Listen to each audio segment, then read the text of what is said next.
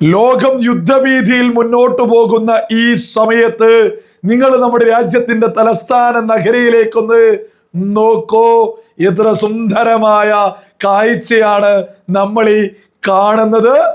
കാനഡയുടെ പ്രധാനമന്ത്രി നമ്മുടെ പ്രധാനമന്ത്രിയെ കാണാൻ എത്തിയിരിക്കുന്നു. ഇന്ത്യ കാനഡ ബന്ധം ഊട്ടി ഉറപ്പിക്കാൻ.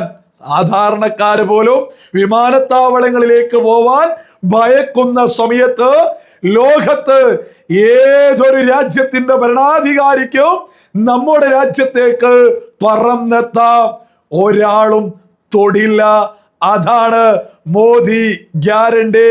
യുദ്ധം നടത്തുന്ന ഒരു രാജ്യവും നമ്മുടെ രാജ്യത്തേക്ക് വരുന്ന ഒന്നിനെയും തൊടില്ല.